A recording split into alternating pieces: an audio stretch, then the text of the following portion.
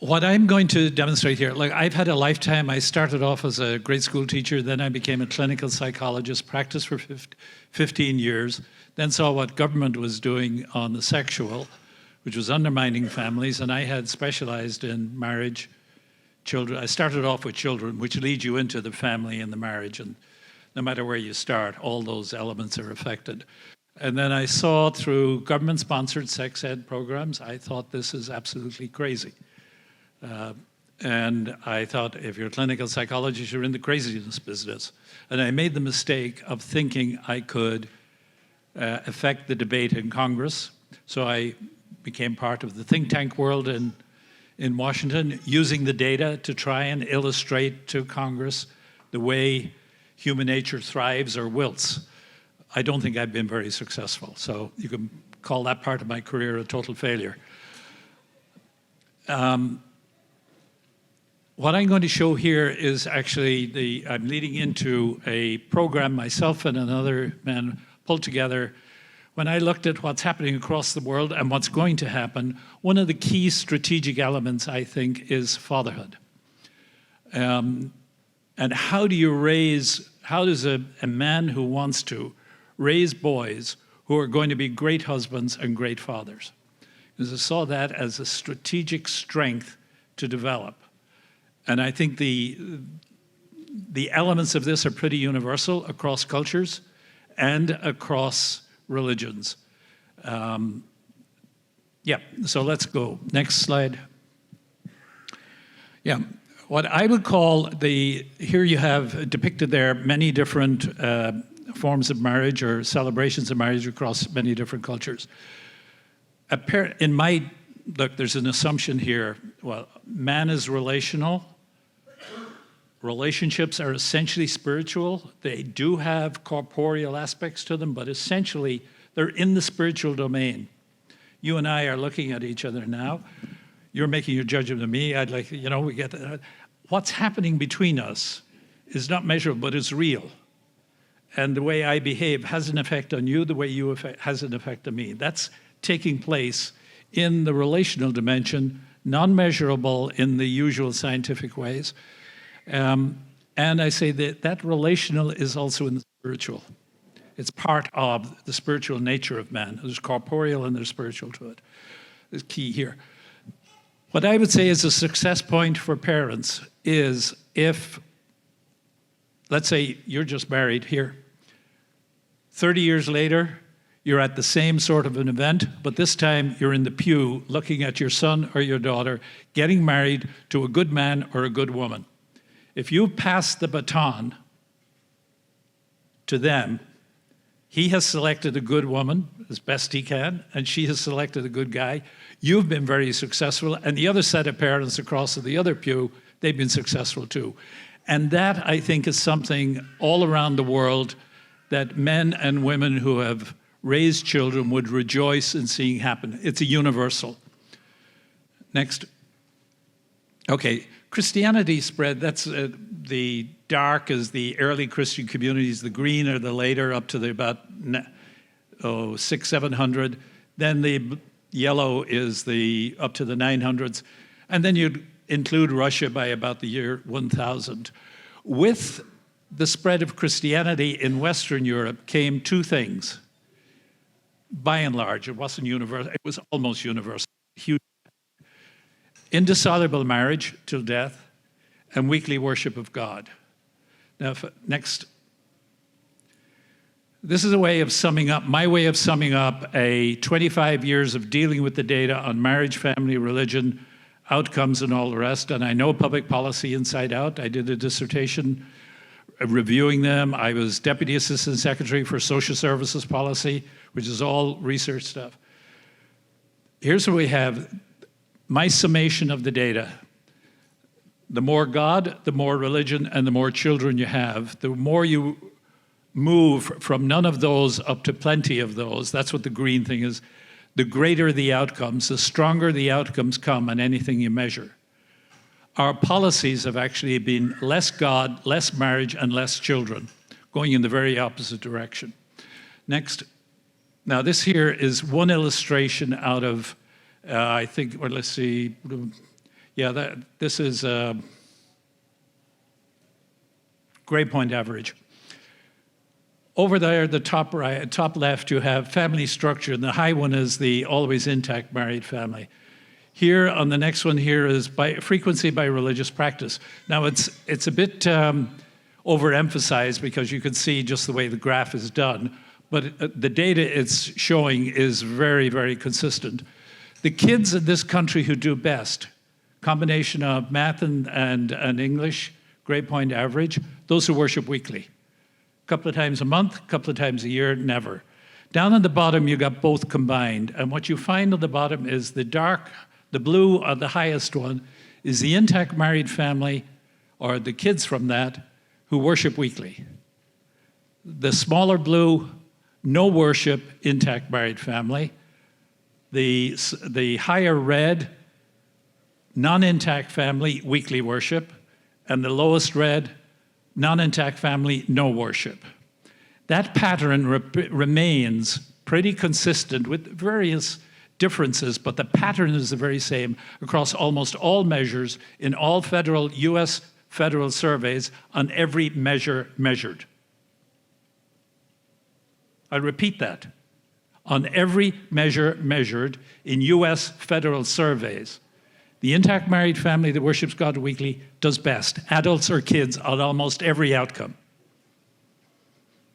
The ones who do worse, broke, non-intact family, no worship. And the other two, and I took the extremes just to show the extreme being weekly and no worship. There are gradations in between, but it illustrates the fundamental thing coming in. Both of these are in relational, and actually these are what I would call social science proxies for the two great loves. The love of God, now it's rather minimal, but weekly worship does mean something in one's relationship to God, to go and worship weekly. Not every other week, not every couple of times a year or a couple of times a month, but weekly. There's something going on there. You can capture it there. The other great love is love of, and of course, the closest neighbor you will ever have is the one you choose as your spouse and commit to. So in these two great loves, you see the illustration of the impact on this of two relationships. Relationship with God, which is unique to every person and impossible to measure, but you can measure whether it's there to some extent or not. And relationship then to the closest person in your life, the one you've chosen. Huge impact. Okay, on next. Yeah, that's what I've already explained. Next one.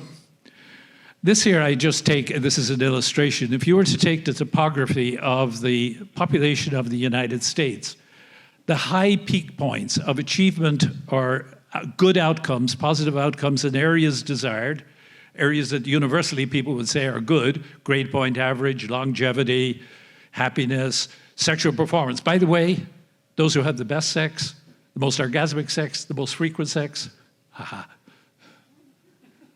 Same stuff.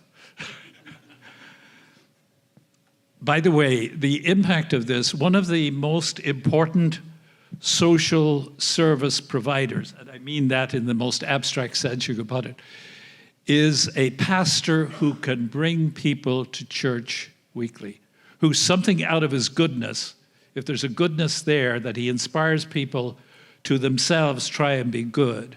Nobody, I can think of no person in the society who can have a greater impact for good if that data is true and if he's able to produce that response from people. Now, of course, it's not just pastors. I'm not saying it's only pastors who do that. As a matter of fact, it's probably other good people who do much more. But the pastor has a key role. Next. This book is coming out in March 2024. It's by Catherine McCulloch, Hannah's Children, The Women Quietly Defying the Birth Dearth. This is where she is an economist, Harvard PhD, knows how to crunch the numbers, is UPenn undergrad, Harvard PhD, economist. But she's doing qualitative research here, looking into women who have had 5 children or more. I think it's 50 or 100 interviews, I forget which, in-depth interviewing, a bit like the Judith Wallerstein type of way of looking at the effects of divorce. She's looking at this. And what she's finding behind this is actually that transcendence, religion, meaning has a huge part in the lives of these women who have 5 children or more. It's going to be well worth getting. It doesn't come out until March 24. I only heard about it 2 days ago, but it's not in print yet. Next. Now on to this course that I thought, if there was one thing you can see from my age, I'm getting towards the latter part of my life, I said, if there's anything strategic, what is the most strategic thing I could do? Some contribution to make a difference. And it was essentially what's involved in this course. And it could spread out more. If I'm given enough time in life, I will do more and spread it out further. What we have here is a course for fathers, and it's on that website. Next. This is the whole objective of it. Back, yeah. No. Give me that one with the lines on it. Go back one. Forward one. There we are. 6 modules in the course. Starting off, attachment and belonging is key. And one of the greatest contributions to social science, I think, came out of Northern Taiwan in 2012 or 2017, where they did the experiment and found, many of you may already have heard of this, but the father who holds his child skin to skin at birth, and the original experiment was for 15 minutes a day for 3 days, the length of time the mother was in the hospital, huge impact on the bonding thing. So the attachment of the father to his son, now the same happens for the daughter. Almost all these things I'm talking about, similar for the daughter, but with the obvious common sense tweaking. Attachment and belonging is key. This is very well established in clinical psychology, very much on the mother's side, a lot of research done there. This was the beginning of a new line of research on the father end. The second big element is the father has the capacity in a unique way to transmit to his son his delight in him or her, with her daughter, in the capacities that that child shows. And that gives a child such confidence that nothing else can give. And given early, it's one of the greatest gifts a dad can give his child. But it takes a certain amount of work on the dad's part. Then the third and fourth, we have the sexual formation of the child by the father. Pre-puberty, it's mainly giving the information the kid needs at the time he needs it. No more than he needs, but no less, and openness about it and all the usual good things, not transmitting any anxieties or anything like that, but being very open and all the rest. Once the kid hits puberty, things are very different, because now the child is interested in is a sexual being. At this point, I think the best thing the father can do is actually coach his child in being a male sexual being and how to be that way well. And the whole object is that, actually the whole objective is for you to find a great woman, be good enough to attract her, because you may say, many of us guys, we all know this, we've come across great women. We approach them, and they said, bye-bye, not interested. You know, how do you get to the stage where when you see her, will she see in you what you see in her? In other words, how can the guy be as great as possible to win for himself the woman that he wants? And the same happens for the girl. The dad's coaching during that period is key, but that coaching and the closeness that needs will not be possible if you haven't had the belonging and this confidence giving that happens much earlier. Actually, it really begins back in early infancy and continues on. And in a way, most of the formation of the child is done by age 12. What happens from 12 to 16 or so is premised on is possible by the other being premised, by the father having bonded well and having a way of drawing out the best out of his child, mainly by delighting in him. And the fifth module is on marriage. The marriage, how the husband treats his wife, is probably the biggest element in teaching in the family. So much goes on, pre-conscious, subconscious, and all the rest. And the last module is on something actually that occurred to me at the very end after we'd worked through all this. There's a shortcut. Dad wants a shortcut through all that. play with your kid as much as possible in the way the kid wants to play. Not the way you want to play with the kid, the way the kid wants you to play with him. Because in that is transmitted almost everything else. Not everything else, but it's a very good shortcut. Next. This is actually illustrating what I'm talking about, the skin to skin of the father. The impact of that is huge. And the more the father gives that sort of touch contact early on, the deeper the bonding. I think that's the single, in my estimation, I have not come across a contribution from the social science that has a potential impact for great good as this particular piece of research. Huge in its fundamental and life-changing capacity. You don't get that often in the social science. Most of the time we're tweaking little things. This is huge. Actually, some of the follow-up is very interesting. With that, the neurological changes that are taking place in dad and in the baby, they correspond quite a bit. The hormonal changes, they're coming into sync with each other. And from slightly different research, but I think it's not a stretch to say that the mother observing this, her neurological growth is corresponding as well, and her hormones are coming. So you almost get a little trinity going here. And of course, when you think about it, just in survival terms, for a woman to see her man bonding with her child is extraordinarily important to her, and so gratifying, and it's extraordinarily important for the whole family unit. So, next, this is father. The play could go on right through adulthood. Huge way of dad bonding, letting the kid know he's loved, and also he'll find ways for rejoicing in his son's capacity. Next, I tried to illustrate that there. The genius within. Each kid has his own genius. The dad's job is to find at least one. Kid has more. And then delight in it so that the kid sees in his dad's eyes the dad's delight in his kid. When the kid sees that, it makes a huge difference. And most men don't get that, not because their dad wouldn't give it to them. Dads don't know that. We're not taught to do this sort of stuff, hence this sort of thing. Next. Yeah, that's just more of the same. I have this, black and dark one. Paul Vitz, who was NYU professor of psychology, he and his wife was another faculty member. They raised 7 kids in lower Manhattan. And he was a coach to baseball team. And he said he used to love to get, the kid who had great masculinity that he was looking for was the nerdy Jewish kid who had learned how to argue in that rabbinical school where they're doing all this, because he'd get him, and those kids got more points for the thing because they would go out and argue with the ref because the ref didn't understand the rules, and this kid could really argue like nobody else.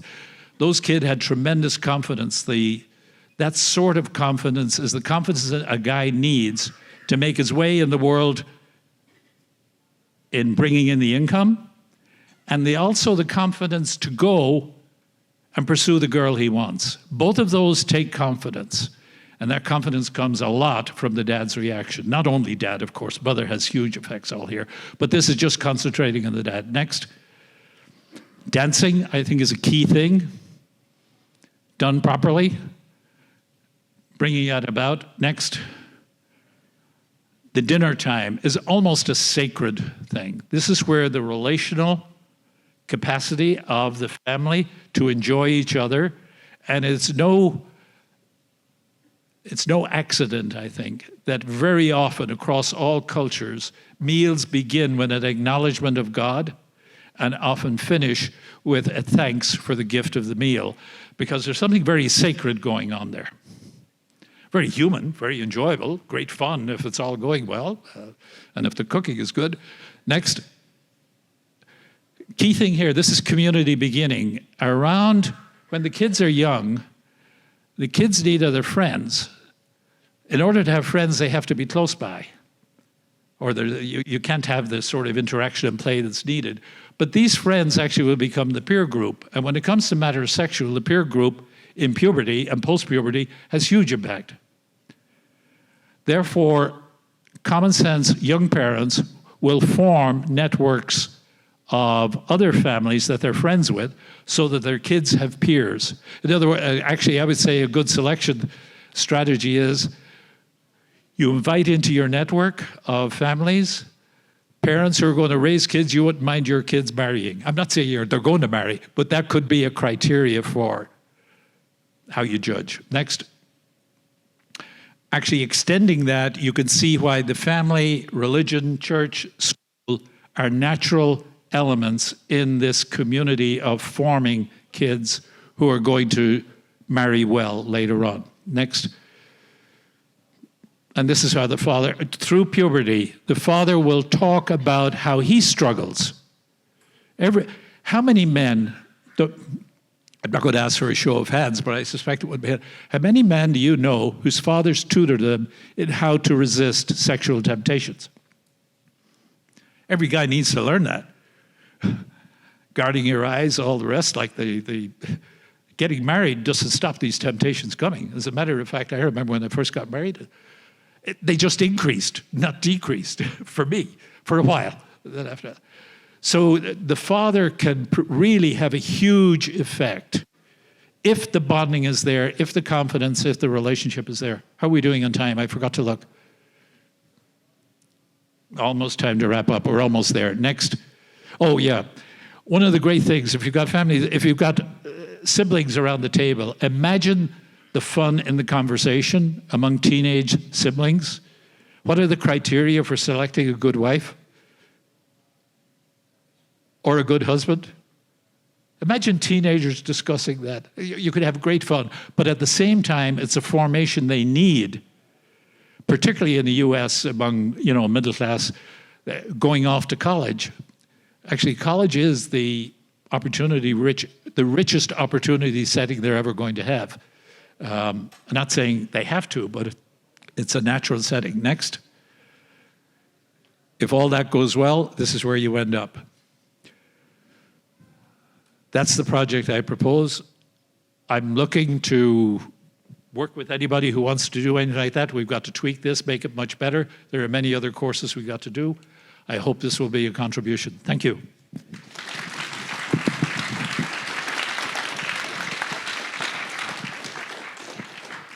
Thank you, Dr. Fagan. Next, we'll hear from Britt Benjamin.